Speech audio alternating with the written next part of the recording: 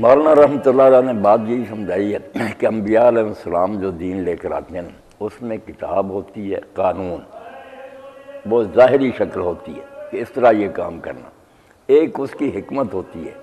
کہ اس حکم کا فلسفہ کیا ہے، کیوں یہ حکم دیا گیا، اس کی مسرت اور بہتری کے ساتھ سمجھائی جاتی ہے۔ جب تک یہ دونوں چیزیں رہتی ہیں لوگ قانون کو بھی پڑھتے ہیں، سمجھتے ہیں،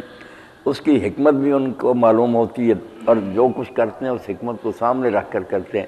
جیسے نماز جو ہے نا، اس کا ایک ظاہری ڈھانچہ کہ کھڑے ہو، رکوع کرو، سجدے کرو، یہ تو کتاب ہے، مگر اس کی جو ہے نا حکمت وہ بتائی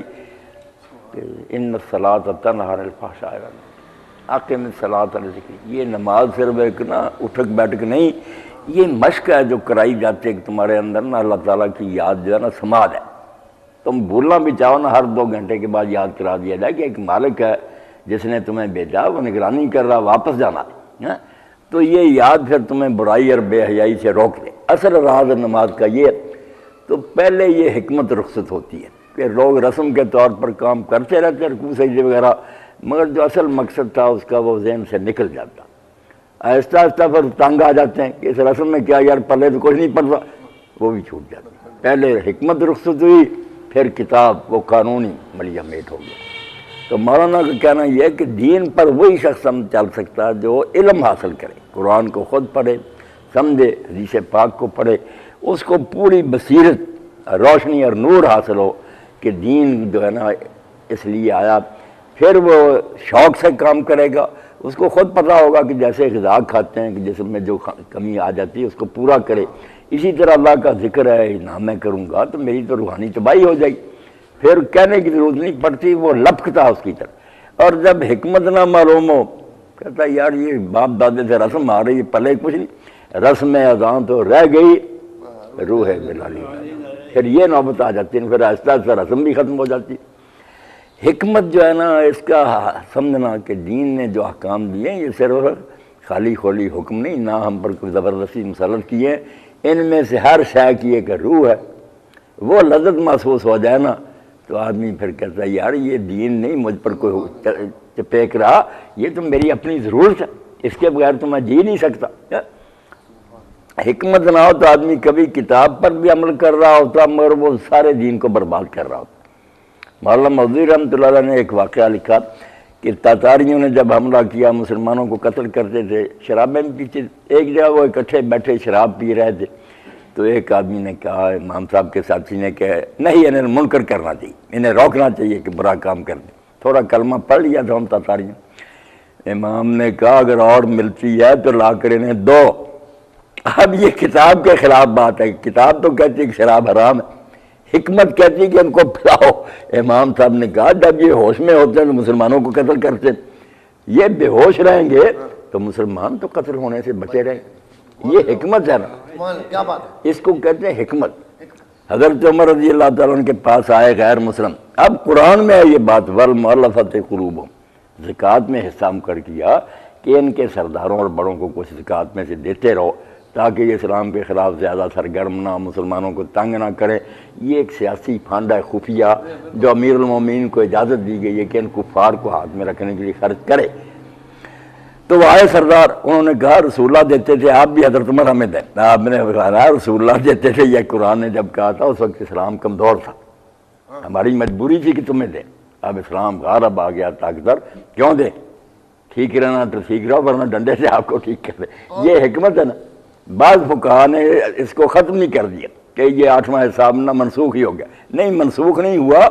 وقت کے حالات کے تابع ہے۔ اب بھی ضرورت پیش آ جائے ہم یہ کر سکتے ہیں، ضرورت نہ رہے ختم کر دیں۔ تو مولانا کا یہ سارا جو سمجھانا یہی ہے کہ اسلام پر عمل بغیر بصیرت کے، بغیر علم کے سمجھنے کے نہیں ہو سکتا۔ اگر صرف باپ دادے کے پیچھے لگ کر کرتے رہنا، وقت آئے گا کہ تم محتاج جاؤ گے کہ یار ہمیں تو سمجھ نہیں کہ یہ کام کیوں، کیا فائدہ ان کاموں کو، چھوڑ جاؤ گے۔ مولانا محمد قاسم نانوتوی رحمۃ اللہ علیہ کا یاد آیا، وہ بحری جہاز میں سفر کر رہے تھے حج کے لیے، تو انگریز کپتان جو تھا نا وہ اسلام کا بڑا مطالعہ کرتا رہتا تھا۔ اس نے مولانا سے کہا کہ مولانا آپ کا سارا دین جو نا مجھے بہت مقبول نظر آیا کہ ہر شے واقعی جی چاہتا کہ روزے سے بھی ٹریننگ ملتی ہے، زکوٰۃ دی ہے، مگر یہ حج میری سمجھ میں نہیں آیا کہ کیا ہے آپ اچھے بڑے ہیں، بار بڑھا لیتے ہیں، اس وقت احرام بھی بڑا لمبا ہوتا تھا نا، میلے کچیلے وہاں جا کر چکر لگاتے ہیں، کنکریاں مارتے ہیں۔ مولانا نے کہا کیپٹن صاحب اب میں انگریزی نہیں جانتا، آپ اتنی اردو نہیں جانتے، کیا سمجھاؤں، ورنہ آپ یقین جانیں جو اسلام میں کام کی بات ہے وہی نہیں آپ کو سمجھ میں آئی۔ جو چیزیں آپ نے سمجھ لی نا نماز روزے وغیرہ، وہ آپ نے سمجھ لی جو اصل تھی بات، کہ بندہ جو ہے نا اس کی ہیں دو حیثیت، ایک یہ غلام ہے اللہ تعالیٰ کا، غلام کا کام ہوتا ہے اس کے سامنے سر جھکائے، ادب کرے، تعظیم کرے، حکم مانے، یہ غلامی ہوتی ہے۔ ایک درجہ محبت کا ہے کہ اللہ تعالیٰ صرف حاکم نہیں ہے ہمارا، اس کے جو اچھے اوصاف ہیں نعمتیں، اس سے محبت انسان کے دل میں پیدا ہوتی ہے، محبت جنون چاہتی ہے۔ غلامی اور بندگی جو ہے نا وہ قانون ہے، ادھر جو ہے نا پھر عشق وہ تو دیوانہ ہوتا، وہ تو محبوب کا گھر جائے اس کی ایک ایک دیوار سے چمٹتا ہے، اس کے دروازے کی طرف دیکھتا ہے، کبھی پہاڑ پر چڑھتا نظر دوڑاتا کہ میرا محبوب ادھر تو نہیں ہے۔ انہوں نے تھوڑی سی بات سمجھائی نا تو کہنے لگا کپتان کہ مولانا واقعی بات یہ ہے کہ جو محبت کا مقام ہے وہ تو والذین آمنوا اشد حبا للہ، اس میں کہاں خبر ہوتی ہے کہ بال بڑھ گئے اور خوشبوئیں نہیں، وہ تو مجنون ہو جاتا۔ تو اصل بات یہ ہے کہ دین کا جو فلسفہ ہے، حکمت روح، مولانا اس کی طرف توجہ دلا رہے ہیں کہ کتاب جب پڑھو نا قانون کہ اسلام نے اس کا ساتھ یہ بھی معلوم کرو، گنتی کے آدمی ہیں، چغتائی صاحب امام غزالی ہیں، عز الدین بن عبدالسلام ہیں، اور یہ شاہ ولی اللہ رحمۃ اللہ علیہ جیسے، جنہوں نے میرے بھائی ساتھ ساتھ ہر شے کے سمجھایا ہے کہ یہ حکم دین میں کیوں ہے۔ حجت اللہ بالغہ آپ پڑھیں، اللہ تعالیٰ نے ان کے ہاتھ سے شاہ صاحب انگریزی دور آ رہا تھا، یہ ریشنلزم کا فتنہ اٹھنا تھا، عقلیت، اس وقت امام صاحب سے یہ کتاب اللہ نے لکھوا دی، پوری کتاب پڑھیں، وضو، نماز، سزائیں، نکاح، طلاق، ہر شے کے نا انہوں نے ہر حدیث کی روشنی میں لکھی، مگر اس حدیث کے ساتھ اس کا فلسفہ اور حکمت سمجھاتے جاتے ہیں کہ یہ فتنے کا دور آیا تو مسلمان جو ہے نا اپنے پاؤں پر کھڑے رہیں کہ اسلام میں کوئی شاید فضول اور بیکار نہیں، اس کا ترجمہ اور تشریح ضرور پڑھنی چاہیے۔ نام ہی حجت اللہ البالغہ، کہ اللہ کی طرف سے ایسی حجت ہے کہ اس کے بعد کیوں نہیں کوئی کر سکتا، کہہ ہی نہیں سکتا کہ اسلام میں یہ حکم کیوں۔ تو یہ مضمون جو ہے نا کہ اسلام ایک علمی اور عقلی مذہب، یہ رسم و رواج پر چلنے سے نہیں اس کی حق ادا ہوتا، سمجھنے کی کوشش کرو کہ اسلام میں یہ حکم کیوں ہے، کیوں سمجھ جاؤ گے تو بالکل ٹھیک ہی ٹھیک۔ پھر آخر میں یہ بات ختم ہو رہی ہے،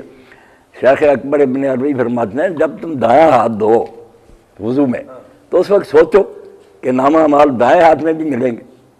اس میں یہی تمنا کرو کہ اللہ اس دن میرے دائیں ہاتھ میں دیں، بایاں دو تو سوچو کہ کئی بد نصیب ہوں گے جن کے بائیں ہاتھ میں دیے جائیں گے، اس وقت یہ دل میں آنا چاہیے کہ اللہ مجھے ان میں نہ کرنا جن کو یہ بائیں ہاتھ میں پکڑا جائے اور وہ پھر پیچھے لے جائیں گے، بجائے نیک لوگ تو دکھاتے پھریں گے نتیجہ وہ پیچھے چھپائیں گے، اور جو لوگ منہ جب دھوئے تو آدمی سوچے کہ اس دن کچھ چہرے سیاہ ہو جائیں گے کچھ روشن ہوں گے، تو یہی دعا کرے کہ اللہ اس دن میرا چہرہ سفید رکھنا جس دن لوگوں کے سیاہ ہو جائیں گے، میرا چہرہ اس دن سیاہ نہ کرنا جب کئی لوگوں کے روشن ہوں گے۔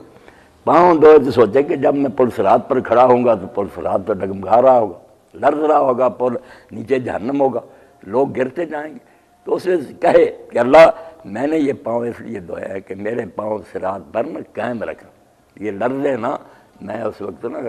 چلتا چلتا جنت تک پہنچ، یعنی ہر بات جو ہے اس کو جب سوچے آدمی۔ ہاں اسی لیے علامہ ابی لکھتے ہیں شرح مسلم میں کہ نیک لوگ جب وضو کرنے لگتے تھے نا تو قرآن مجید کی یہ آیت پڑھتے جس میں حکم ہے یا وَإِذَا كُنْتُمْ، اے مومنو جب تم نماز کے لیے اٹھو تو منہ دھو، ہاتھ دھو، آیت یہ پڑھنے کے بعد پہلے ذہن میں لانا کہ میں کیوں کرنا، حکم دہرانا، اور بعد میں کہنا نام یا رب، نام یا ہاں میرے رب میں تعمیل حکم کے لیے تیار ہوں۔ یہ وہ باتیں ہیں جو غذا ہے دین کی روح۔ اب جب یہ نہیں رہتی، رسم رہ جاتی ہے، تھوڑے دن زبردست بچے سے نماز پڑھاتے ہیں پھر وہ تنگ آ جاتا ہے کہ یہ کیا کرتا ہے، چھوڑ جاتا۔ تو چلو کچھ بیان ہو گیا۔ اب اسے آپ نے اندازہ ہی لگا رہے ہیں کہ سب کچھ کرتے وقت میدان حشر کو یاد کرے کیا بنے گا، کتنے ہوں گے بیچارے جو جل رہے ہوں گے، سایہ ہی نہیں ہوگا، آدمی سر پر ہاتھ پھیرتا ہے کہ اس دن اپنے سایہ ذل رحمت میں مجھے ڈھانپ لینا اور میرے سر پر اپنا ہاتھ رکھ دینا، عرش کے نیچے اللہ 7 گروہوں کو سایہ دے گا، یہی کہتا کہ میں بھی ان خوش نصیبوں میں سے ہوں۔